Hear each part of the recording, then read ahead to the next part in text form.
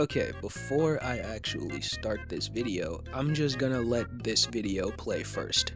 Hey, you know what's so funny about this game? Bro, once they see you get one kill on dive, how fast they are to switch to anti-dive, bro. But you'll never catch them switching to anti-poke, though. You'll never catch them switching to shield tanks, though. Never, bro. Hell nah. They see me get one pick on cabbage, GG, it's over with, bro. They bring out that big orange drop. They're switching to Namor. They're switching to fantastic. How fast they are, bro. Like it's crazy. They won't even change their draws that fast. I'm telling you, it's bro. Oh, nah. Let me get one pick on Cap, bro. Let me get one pick on Spider-Man. Let me get one pick on BP, bro. Oh, nah, it's over with. They switch to auto bullshit. They switch to auto bullshit. But let the Jean Grey, who's 13-0 in the first fight, not even the whole game, just the first fight, 13-0. Nah, like I'm saying, bro. Let that Spider-Man get one kill. Let that Black Panther get one kill, and it's over with. They'll flip that whole switch around, bro. You would have, like, you don't even know what hit them. They'll just switch their whole comp around. Triple support, with a Namor, with a thing, with a fantastic. Just for one Spider-Man who just barely got his first kill. You would have Jean Grey and Hela, they're running rampant. Just absolutely 30-0 in the first fight, bro. I'm telling you, no one speaks about this, though. I feel like no one ever brings this up. Like, this is not an issue at all for people, I swear. But I don't understand. Like, dive is such an easy thing to counter. Like, it's not that difficult to counter dive. Every character in the game can counter dive. But pretty much every character has movement ability or a CC ability. So like, it's generally not that difficult. But not every character can counter getting 2 taps from across the spawn. So like, in response to that video that I just showed you, me personally, in my opinion, I would genuinely rather go against a top 500 one above all peak poke player than a top 500 one above all peak dive player, because dive is just more annoying, right? And I know there's gonna be those people that come in and it's, oh, skill diff.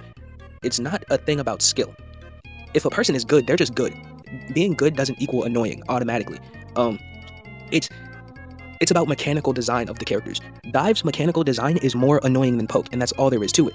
Like, poke comps pressure from range, giving you time to reposition and letting supports heal through it, while dive bypasses your front line completely and then deletes your backline before anyone can respond. Right? Like, the core reason dive feels worse is the loss of agency. Poke at least lets you fight back. But when a dive is on you, your team can't peel in time, and then you're just dead. Right? And I'm speaking from what I've seen, because if you watch my last video, you know I play White Fox. So this isn't really like a big issue for me personally, but I digress. Dive, again, isn't a problem for me personally. It doesn't really mean anything to me, but I just, like, DPS, like dive DPS players complain the most out of any other people in this game, and I find it so stupid. If anything, I think tanks should be complaining the most, but they don't. Support players and DPS players complain so much when they have the 2 easiest jobs. And that's coming from a support player. I play White Fox, I play Invisible Woman.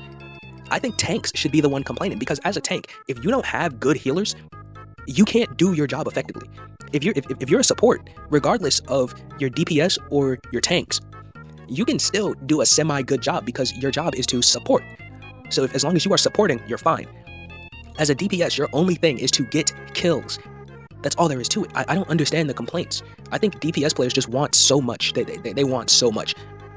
Okay, now to actually respond to that video, the reason people are so easy and quick to switch to anti-dive compared to anti-poke is because dive is just more annoying to deal with than poke, objectively. But yeah, let's get into this actual video. What's up, everyone? I'm V Diocletian. Yes, like the Roman Emperor. I'm not gonna explain it, but today we're talking about something I think about a lot. Marvel Rivals players and their relationship with complaining. Now, before anyone starts typing, I want to be really clear. I'm not saying the game is perfect. I'm not saying every complaint is wrong. I am saying that if you go on forums, Reddit, or like any Discord server for this game, you will find people who are upset about everything at the same time simultaneously, about things that even contradict each other. And I think that's really interesting. Like, I find it genuinely fascinating as a person, someone who plays this game. I want to talk about it. So here's some things that I actually went and compiled, not scientifically, I want to be clear. I just read a lot of posts, a lot of things that Marvel Rival players are currently upset about. Strong characters, weak characters, both of those are on the list at the same time. Fast characters with good movement, annoying. Slow characters with bad movement, also annoying. People playing support, frustrating. People not playing support, inexcusable. The matchmaking is rigged against them. The balance team has never played a video game. The ults last too long. The ults don't do enough. The game is too casual. The game is too sweaty. The ranked rewards aren't good enough. There are too many ranked players who take it too seriously. Someone, and I'm not making this up, someone said the ideal version of Marvel Rivals would be a, quote, flavorless Grey Gruel game where every character in every match plays essentially the same way every time. They said that as a complaint about the game having variety. And I thought about that for like 4 days. Now, let's go back to Dive, right? People have such a big issue with Dive because of the simple fact of the matter. People don't like dealing with Dive. So when a Spider-Man gets a pick, or a Cap gets a pick, or a Black Panther gets a pick on a support, someone switches to anti-Dive because, yeah, they want to win the game. They want to win the game. But people aren't. But people don't switch to anti-Poke because Poke is not annoying or as annoying to deal with as Dive. So let's talk about some characters specifically. Me personally, I play White Fox, so Dive is not an issue for me. It's not. So this is where it gets fun. Jeff the Land Shark, adorable little guy. Everyone hates him. And okay, I get it. I get the ult. I do. He swallows your whole team and then dives off of a cliff headfirst, kamikaze style. Regardless of where you are, if you are within the radius of his ult, you're getting swallowed. You can be 30,000 feet above him. You're still getting swallowed. I've been Jeffed. It's not fun. You respawn and then you just sit there for a second going, okay. But the thing is, Jeff is so loved and hated at the same time that he exists in this weird place where half the lobby wants him banned, or like they don't want people to play them because they feel like he's a throw pick, and the other half has him as like their phone wallpaper or something. There's Jeff plushies. People have Jeff tattoos probably. He's the most complained about character who is somehow the most beloved character. He contains multitudes. Now, Psylocke. People are upset about Psylocke because she dashes in, goes invisible, her ult makes her invulnerable while she absolutely demolishes you, and then she dashes back out. And yes, that sounds terrible. That sounds really bad when I say it like that, but she's been in this game the whole time. She's not new. People have had time to learn how to counter her. And the complaints haven't changed at all. It's still, she's invisible and then she kills me and I can't do anything. Which, okay, here's my question. If she's been doing the exact same thing since launch, and you've been playing since launch, at what point do we start adapting? Like, at what point does this character counters me become I need to play differently? Like, and I'm not trying to be mean. I'm genuinely asking. I have the same problem with Iron Fist. And I haven't figured it out either. And that's why I started playing White Fox, because White Fox demolishes Iron Fist. Yeah, so, I was right there with you. I'm not anymore. I was, though. I just think maybe the answer isn't nerf Psylocke. Maybe it stands somewhere else. I'm probably wrong about that, but I said it. Luna Snow. Okay, Luna Snow. Her ult lasts 12 seconds, I think. Don't quote me on that. 12 seconds of near invulnerability for her entire team, and people are furious about this. Forums that I've seen go insane every time someone brings it up. Nerf Luna. Luna ult is broken. Luna ult has been broken since the beginning. Why hasn't NetEase done something? Now, I will say, Luna being more kitted out to where people can play her as a DPS rather than a healer is kind of crazy to me. That is kind of crazy. She should be support, not healer, you know? And I looked this up. She's been one of the best strategists in the game basically the whole time.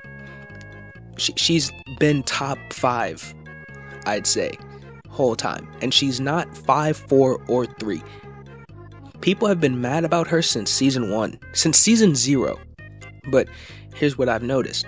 The same people who are furious about Luna Snow's ult are also mad when their own Luna Snow doesn't use her ult at the right time.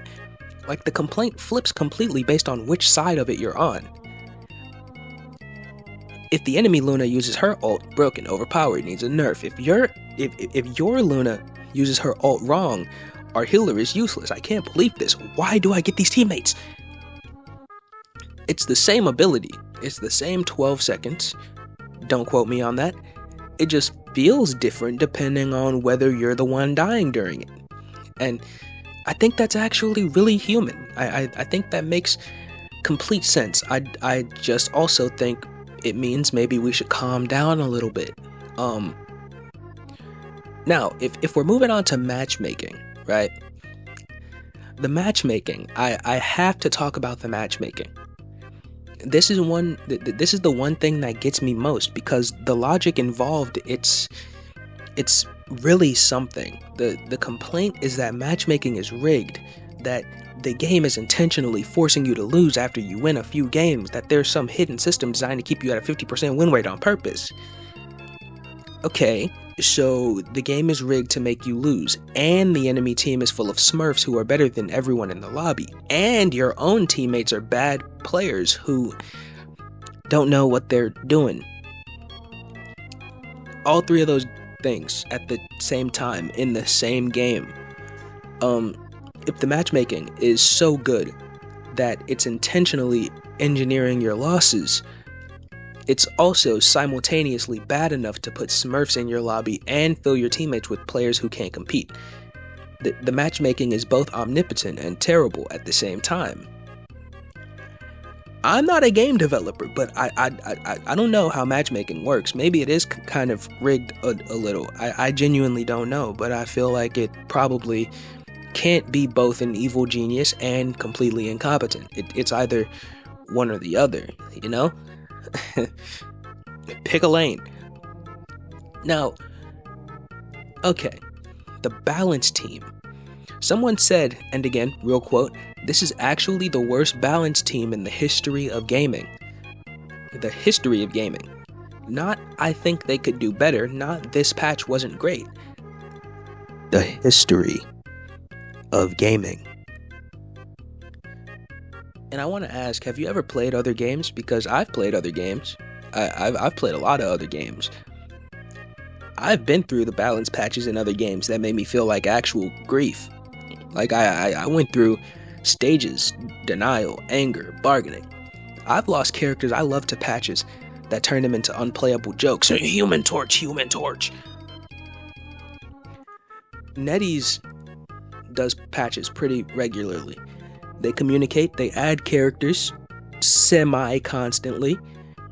The game has been growing, and I'm not saying every decision is correct. Some patches have been weird, some nerfs have felt bad, Human Torch. But worst balance team in the history of gaming is a significant claim, and I feel like we should maybe retire some of the concepts before we make that statement. Or we should maybe require some we should require some receipts before we make that statement. And I say this as someone who has been personally victimized by at least 2 balance patches. I contain grievances. Is that the right way to say? I don't know, but I'm just choosing not to post them. Okay. And I mean this sincerely. I don't actually think people who complain about this game are wrong to complain. Like, the game makes you feel things. That's the whole point. You're invested. You care about winning. You care about your rank. You care about your main and whether they're getting treated fairly by the patch notes. That's not a bad thing. That's what a good game does. The Luna Snow player who loses a ranked game to an enemy Luna ult and is genuinely frustrated, that frustration is real. The Iron Fist player who keeps getting obliterated by White Fox and doesn't know what to do about it because White Fox is anti-dive according to the majority of the game. Player base. That's a real experience. I just think sometimes the frustration that goes to the forums before it goes to the lab, and I think that's kind of crazy. Like, before we try a different angle or watch a video or ask someone how they deal with the thing that's killing us, it goes straight to this is broken and needs a nerf, and then 1,000 people agree, and then suddenly it's the only acceptable truth. And the devs are watching all of that, and they have to figure out if it's a real problem or just a Tuesday. That sounds like an incredibly stressful job, honestly. Anyways, that's the video. Marvel Rivals players complain too much. I want to be clear, I have definitely posted unhinged things about this game at 1 a.m. I'm not above it. I live here too. I just think that maybe we should all agree that the game is pretty fun. The characters are mostly interesting. Some things are annoying and will probably get fixed. And Jeff the Land Shark should be feared and respected and never nerfed. Do not nerf Jeff. That's my actual position. Everything else I said was nuanced. Jeff stays. If you want to get involved, drop your most unhinged Marvel Rivals complaint in the comments. The worse it is, the better. I'm gonna read every single one and respond to the most insane ones in a future video. Like and subscribe if you want to watch me continue to not be mad about things while playing a game that is very easy to be mad about. And I will see you in the next one.